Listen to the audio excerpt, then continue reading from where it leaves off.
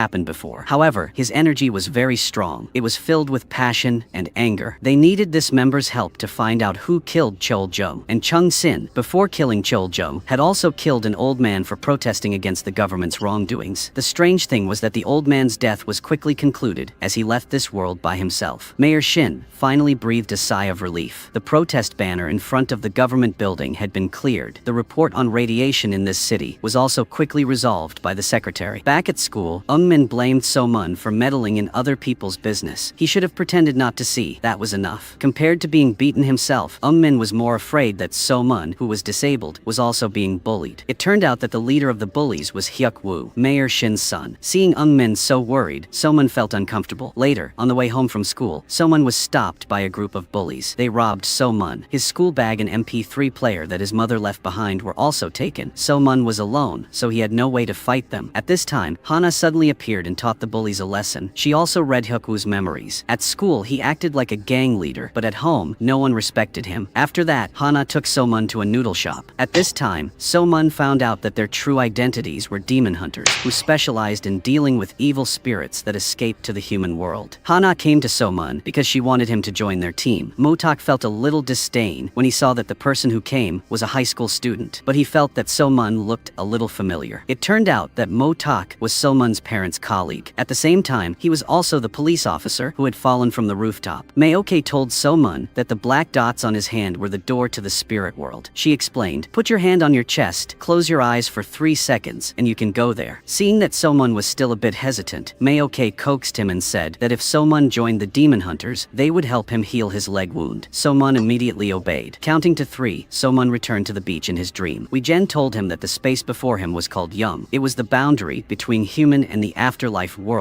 after death. Under Wee-jen's guidance, So-mun saw demons for the first time and learned that demons, in order to survive, sought out people filled with murderous intent to possess. They borrowed hosts to kill people and then sucked the souls of the victims. The more souls were sucked, the stronger the demon inside became, eventually completely taking over the human body. But the job of a demon hunter was extremely dangerous. They could face death at any time. This was also the reason why they chose comatose people to be demon hunters. After all, their lives wouldn't last long, so they might as well give it a try and still have a chance to live. Hearing this, So-mun hesitated and refused to participate. His grandparents both needed him to take care of them, and he couldn't take such a risk. But Mayoke still gave So-mun a week to think. 7 days later, if So-mun didn't want to become a hunter, they would erase his memories. After leaving the noodle shop, So-mun received a call from Min. Min had been kidnapped by Hyuk-woo's group. They asked So-mun to take Hana to the school gym. Not only can Hana read minds, her hearing is also excellent. She heard the content of So-mun's phone call. However, So-mun did not want to involve Hana, so he decided to go there alone. In order to dispel Hyuk-woo's anger, So-mun lowered his head and let them beat him. Hyuk-woo, who still hated Hana, continued to vent his anger on So-mun, forcing him to tell him where Hana was. At this moment, So-mun suddenly blocked Hyuk-woo's punch. His hidden power seemed to be about to explode. However, he was immediately surrounded and beaten by them again. So-mun lost consciousness after being punched several times by Hyuk-woo. Just when Min was in despair, 3 demon hunters appeared. Hana carried So-mun on her shoulders and warned the bullies not to cause any more trouble. Motak and Mayoke originally intended to let things go, but the bullies continued to provoke them. Motak couldn't hold it anymore. He jumped up and broke each of their legs. Finally, Mayoke erased the bullies' memories and compassionately healed their broken bones. When So-mun woke up, he found himself in the noodle shop. He had only taken a few steps when he fell down. He felt that his injured leg was strange. It turned out that Mayoke had healed his leg, but because he hadn't walked normally for so long, So-mun couldn't adapt to it right now. So-mun was extremely excited. He ran out into the street in joy, feeling how good it was to be able to move on 2 legs. After returning to the noodle shop, So-mun was filled with gratitude towards Mayoke. He also confided in everyone about his story. In the accident 7 years ago, So-mun's parents died. Hearing this, the members also showed a lot of sympathy, because before they became demon hunters, they had also experienced terrible accidents that almost killed them. If they hadn't become demon hunters, they might have died long ago. Among them, Motak lost his memory because his skull was shattered. He still can't remember his identity. At this time, Hana felt the presence of a demon. A level 1 demon was rampant in the human world. Mayoke and Hana went out to take action, while Motak stayed behind to further educate So-mun. Motak told So-mun that demon hunters had 3 times the strength of normal people. Moreover, under the support of the territory, their strength would double. The gym at the time before had been summoned by the territory. After hearing this, So-mun realized realized that it was no coincidence that he had blocked Tukwu's punch. Motok instructed So-mun to face his own strength. Motok asked So-mun to punch and attack him. Just like that, So-mun finally broke a chair. This made So-mun extremely surprised. Under Motok's persuasion, So-mun finally agreed to join this hunt. The two ran on the road, even faster than the bus. During this time, Motok explained to So-mun about the differences between the levels of demons. Very quickly, the two arrived at the area where the demon resided. Hana shared the information about the demon that she sensed with everyone. The demon this time was only at level 1. It had not killed anyone yet, so the danger was not great. Therefore, the group split up to search for the demon's location. As it was the first time, So-mun was very active. When passing by a room, So-mun carefully discovered an abnormality. The boy was lying unconscious on the bed, and a woman seemed to be trying to kill someone. So-mun did not wait for the seniors to arrive. He immediately used his ability to remove the iron fence on the window. At this time, Motok also ran over. He quickly pulled the woman away. She was frantically using a pillow to kill the man in front of her. Motok read the man's memory and found out that he had just beaten the boy lying on the bed, causing the boy to hit his head against the wall and become unconscious. The boy's mother, in order to save her son, had beaten the man unconscious and tried to suffocate the man. The woman's face was covered with bruises, showing that she had been brutally beaten frequently. So-mun saw that the boy was no longer breathing, so he quickly used his hand to continuously press on the boy's chest, hoping to save him. After many times without success, So-mun was extremely worried.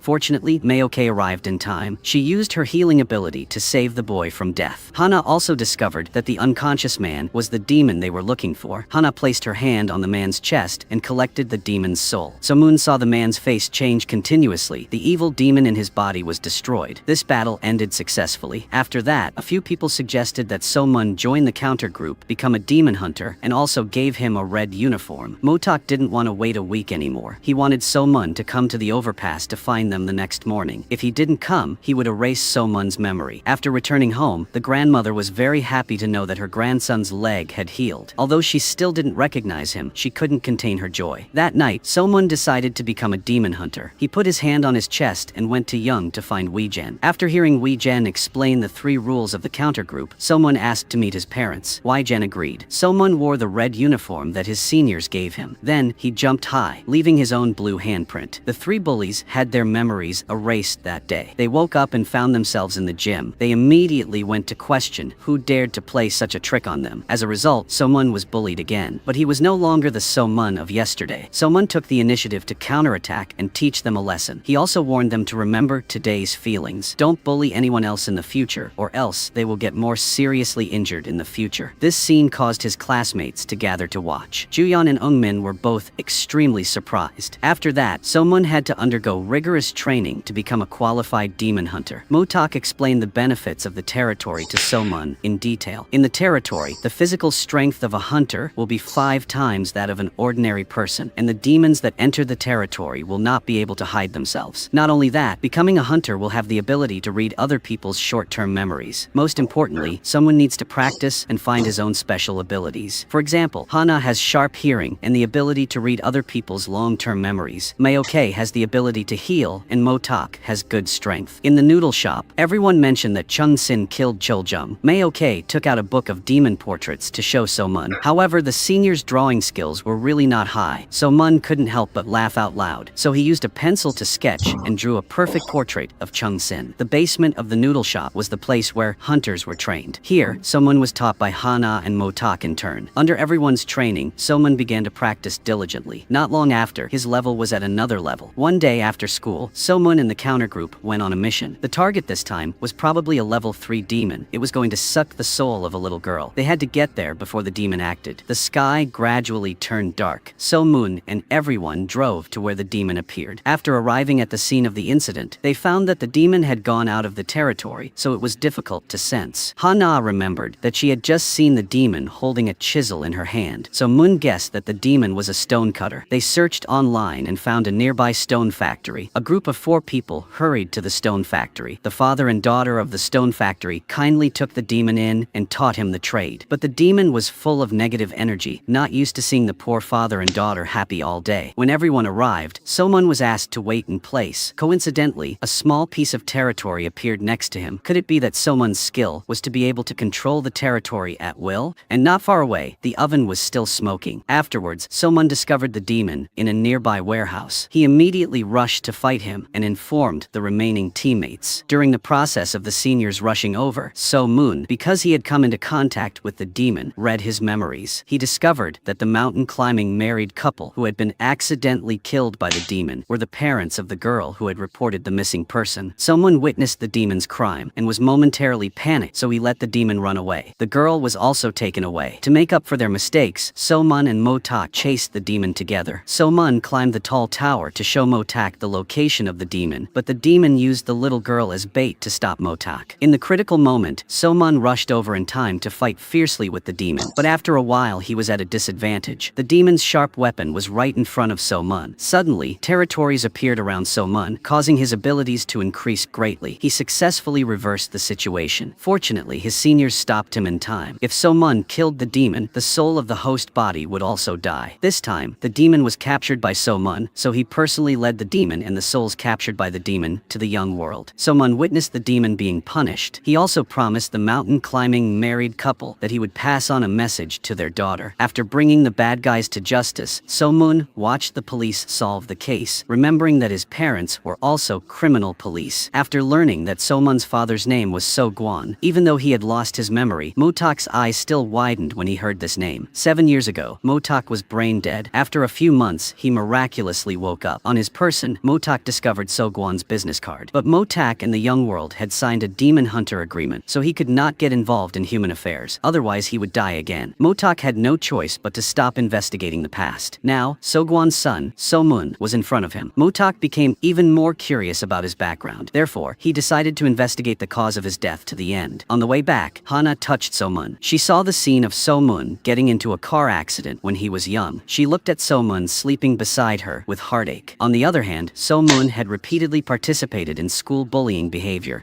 hindering their money-making activities. This had attracted the attention of the gang leader. The next day, So-mun left his crutches to go to school. A series of amazing dance moves and somersaults caught the attention of Ju-yeon and Eung-min. They immediately recognized that this person was So-mun, so they were extremely surprised. In front of the school gate, So-mun successfully stopped another act of bullying. He threw the bags more than 10 meters away. Ju-yeon and Eung-min had witnessed everything, so So-mun could no longer pretend. He told them that his legs had recovered, but the reason for the recovery could not be said. However, they did not care about the reason. Seeing So-mun being able to walk normally, they were so happy that they cried. Under the gang leader's guidance, the bullies went to So-mun's class to cause trouble. Unexpectedly, they were beaten up by him and had to run away. So-mun was honest and upright, receiving encouragement from other students. After school, Ju-yeon and Eung-min taught So-mun to ride a bike. While riding across the street, So-mun was almost hit by a truck, causing him to fall to the ground. So-mun seemed to recall the memory of a car accident when he was young. Immediately, symptoms of difficulty breathing appeared. After a while, there was a slight improvement. The gang leader of the bullies felt extremely humiliated after returning. Hyuk-woo came up with an idea. He could attack So-mun's friend to lure So-mun over. Then, he would call more people to beat So-mun alone. On the other hand, in the noodle shop, Hana talked about the scene she saw when she read So-mun's memories. She deduced that the accident So-mun had encountered when he was young was not an accident, but a murder. At that time, there were 2 men at the scene. Besides, Hana also heard the news on the radio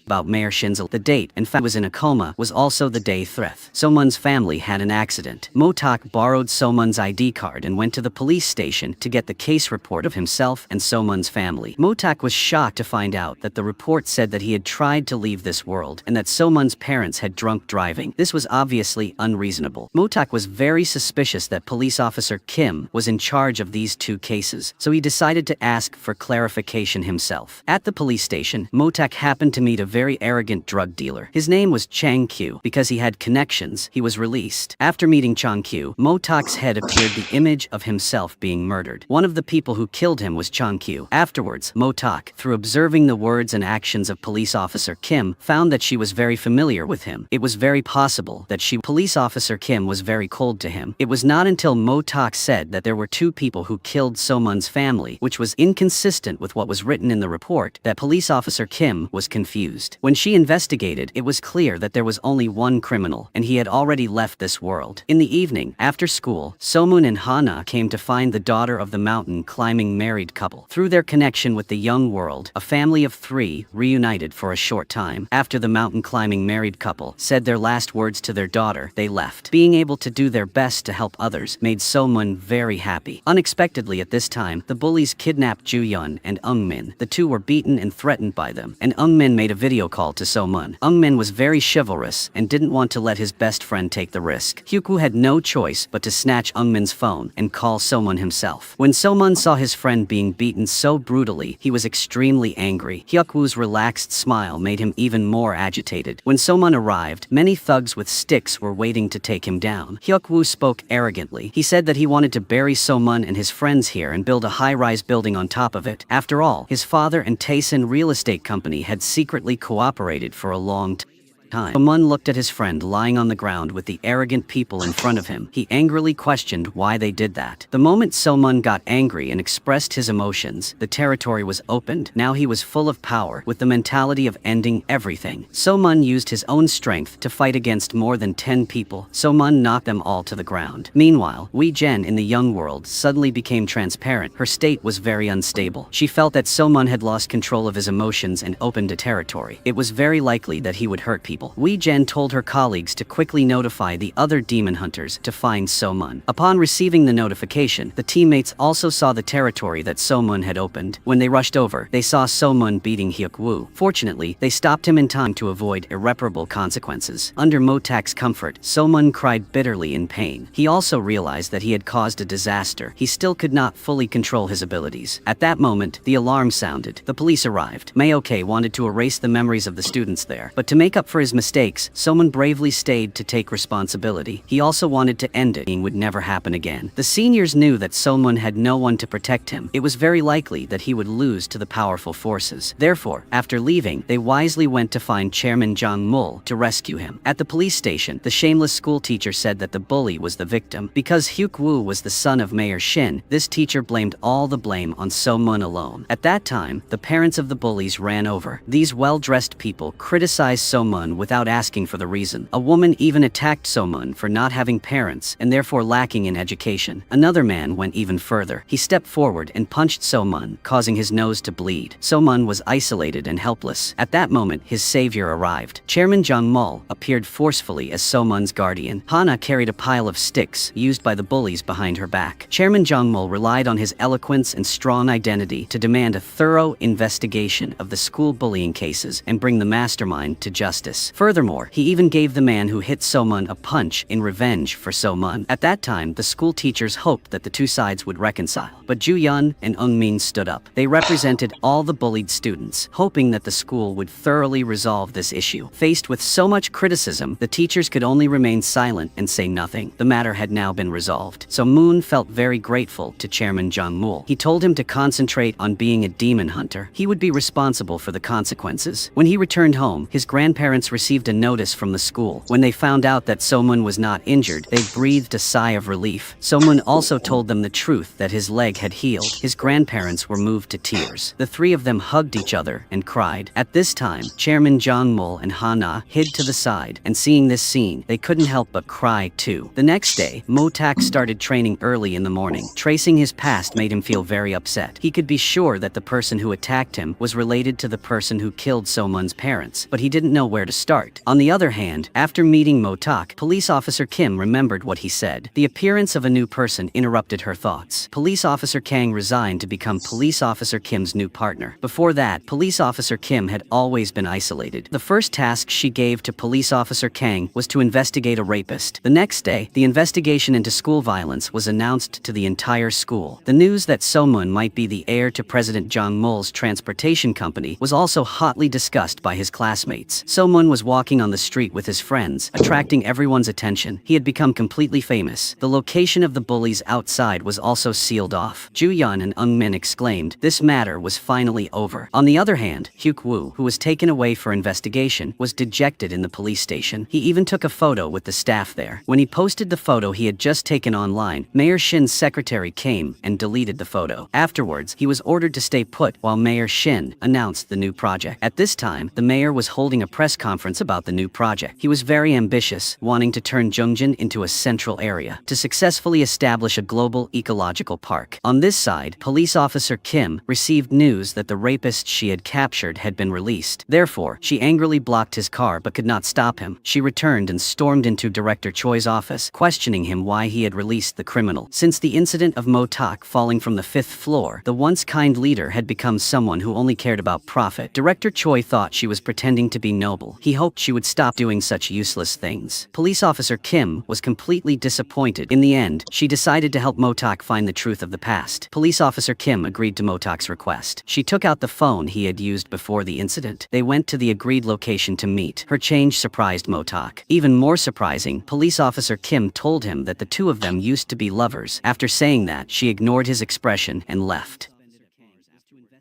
On this side, Chang Lee went to the tape company. His older brother was director. Taeson told his older brother that he had met someone who looked very much like the police officer in that year then at the police station. The person he mentioned was probably Mo Tak. After hearing this, Director No seemed to have something in mind. In the noodle shop, Mayoke's young teammate Suho informed Mayoke that the three members of the Young World were discussing So Mun of his demon hunter status. After learning about this, Mayoke quickly gathered everyone to discuss how to respond. So Mun didn't want to lose this job because Wee Jen had promised that if he did well, she would let him meet his parents. So the group went to the Young World, planning to argue firmly against this proposal. Suho stood on So Mun's side to explain to her, but Gi Ran and Woo Sik both thought that So Mun looked like he was very likely to bring danger and was not suitable to continue being a hunter. Hana was about to speak up, but Mayoke spoke first. She angrily said without any respect that had So Mun done something wrong or not, had anyone died? While they were taking risks outside, the people here could only sit and talk, and So Mun's beating of others this time was also out of protecting his friends, a legitimate defense, and should not be held responsible. Mayoke said that So Mun was a kind and brave child. No one was more suitable to be a demon hunter than him. Mo Tak and Hana, who stood behind her, also silently supported her. Just like that, Mayoke helped So Mun protect his identity as a demon hunter. On this side, Mayor Shin was enjoying himself in the sauna after playing tennis. Suddenly, Chairman John came without any invitation. He said frankly, in front of Mayor Shin and the others, that this land was his. Mayor Shin had rented it for 50 years. This place used to be a cowshed. Mayor Shin's father was just a cow dung cleaner. Chairman John also said that Mayor Shin had used unfair means to achieve his current achievements, and even wanted to build a park on this land without permission. Mayor Shin just held back his laughter and said nothing after hearing that. But when he heard Chairman Jeon say that Mayor Shin buried people on rented land, Mayor Shin's expression suddenly changed. Mayor Shin felt threatened and immediately contacted the subordinate Sang Pin, wanting to lower Chairman Jeon's prestige. Sang Pin immediately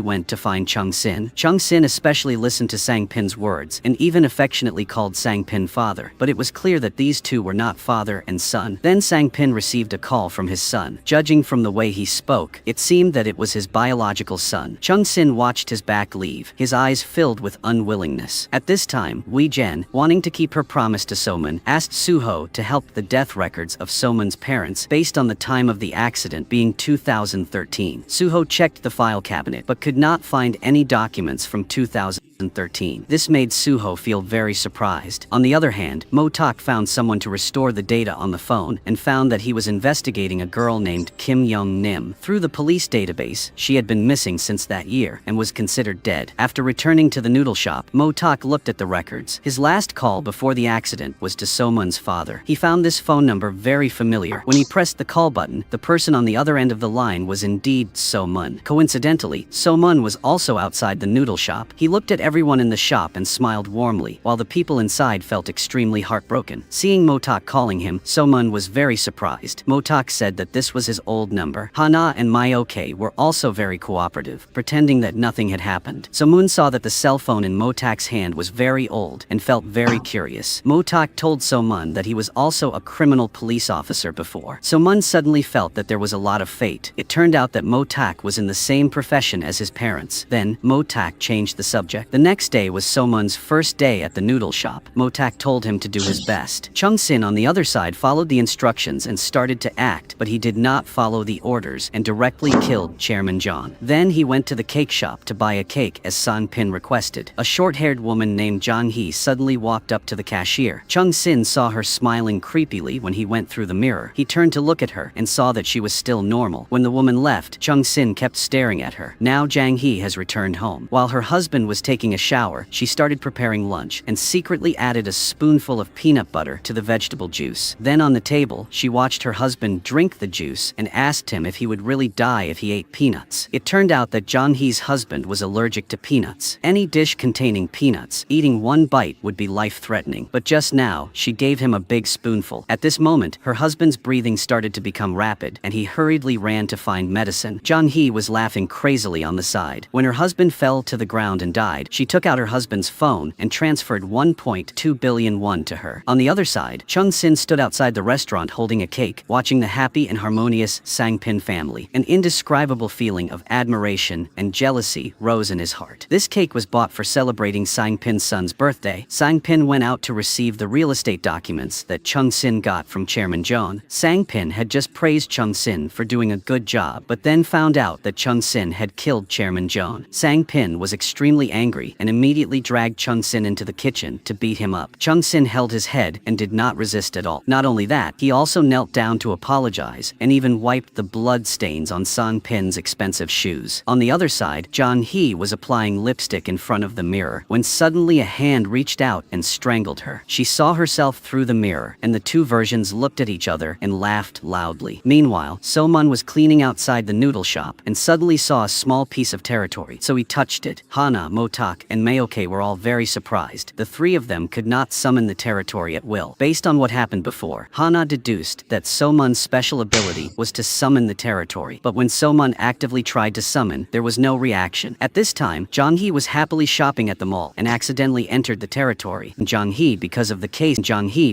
case of her murdered husband. Seeing that they could not perform the exorcism for the time being, Motak pushed back the police and fled the scene with So-mun and Hana. Being reminded of painful memories by the demon, Hana was extremely upset. She poured her negative emotions into her punches. Seeing So-mun coming forward, she warned him that if he dared to reveal what had just happened in the elevator, he would definitely die. So-mun did not answer and just started grilling meat. He remembered what Hana had said in the car. As long as she heard the sound of grilling meat, she would calm down. He knew that Hana's mood was definitely not good at the moment. While grilling meat, he began to comfort her. Under So-mun's warm comfort, Hana finally smiled again. On this side, Motak went to find police officer Kim to investigate Kim Young-nim's case together. He showed her Kim Young-nim's photo. Motak was very curious. Police officer Kim is his student and ex-girlfriend. Why doesn't she know about this case? Police officer Kim angrily said that he was afraid of her being revenged, worried about her safety, so he didn't allow her to intervene. The atmosphere between the two became awkward. Then they went to Kim Young-nim's home address together. During the investigation, Motak stared at police officer Kim, thinking that this woman had been waiting for him for 7 years. His mood was extremely complicated. After tearing off the wallpaper, Motak discovered dried blood stains. The two took pictures and used cotton swabs to get evidence. At this time, police officer Kim received a phone call and hurriedly left the scene. It turned out that Chairman John's body was discovered. His death was extremely tragic, not something that an ordinary person could do. Hana went to an old house, so Moon was worried about her, so he followed behind. This house was Hana's previous home. The house had not been there for a long time, but the familiar scene before her eyes made her feel heartbroken. Suddenly, she heard a noise in the room. It turned out that two siblings were secretly sleeping in this old house. So Moon heard the noise and rushed in. He recognized the sister who went to the same school as him. On this side, Sang-pin brought Chairman John's real estate documents to meet Mayor Shin. As a result, as soon as he entered, he was thrown a glass of wine at his head by Mayor Shin's subordinate and was chased out. Director No saw this and quickly stepped forward to pull him out. Director No blamed Sang-pin for killing Chairman John. Now he he had to handle it well. Director No wanted Sang Pin to kill Chung Sin to avoid trouble. Later, inside another private room, Mayor Shin discussed with his subordinates how to handle the documents obtained from Chairman John and solve the problem of his son. Director Choi also attended this evening. Under the coercion and enticement of Mayor Shin, Director Choi agreed to quickly handle this case. The incident should have developed in this order, but when Director Choi's men arrived, they discovered that police officer Kim had called people from the National Forensic Center to collect evidence. They also locked the door and did not let anyone in. On this side, Motak received a call from So-mun to go to the scene to investigate the situation. At this time, there was a sudden noise outside. It turned out that this neighborhood was about to be demolished. The gangsters of the Tayson group were checking to see if anyone was still alive in this area. Originally, they wanted to pretend that no one in the house could escape, but the girl in the bathroom spoke up. The gangsters immediately broke down the door and rushed in, but unfortunately for them, there was a group of hunters there. They kicked the gangsters out of the gate. At this time, Motak discovered Chang Kyu sitting in the car. This familiar face made him regain his memories of his death. On the rooftop, Motak was surrounded by enemies on all sides. After realizing that there was no way out, he resolutely jumped from the upper floor. Chang Kyu was extremely scared when he saw that Motak, who was already dead, had now appeared in front of him. Motak glared fiercely at the enemy before his eyes. Chang Kyu tried to escape but was knocked unconscious by So-mun. The subordinate saw that the situation was not good and drove away. Ha-na read Chang Kyu's memories and confirmed that he was the leader in the attack on Motak that year. But because he overdosed on drugs and suffered from amnesia, Ha-na had no news of Kim Young-nim. So-mun naively thought that just handing Chang Kyu over to the police would solve everything. But Motak said that he had cooperated with the corrupt police. After discussing, they decided to put Chang Kyu in a sack and hand him over to his brother to deal with. The group drove to the front gate of Tayson and turned off the camera at the door with a jammer. So-mun threw Chang Kyu down. After observing Director No's reaction, Motak deduced that Tayson group and the masterminds had collaborated to kill him and his colleague, who were also So-mun's parents. He did not tell So-mun the truth, afraid that So-mun would have a mental breakdown if he knew. The next day, Ju-yeon and Eung-min talked about the crazy woman in the mall. Ju-yeon said that a group of kind people had caught her and that they all had curly hair. At this moment, she stared at So-mun, suspecting that he was also one of them. So-mun heard that and rode his bike away. The three happily chased each other on the road. So-mun accidentally rode his bike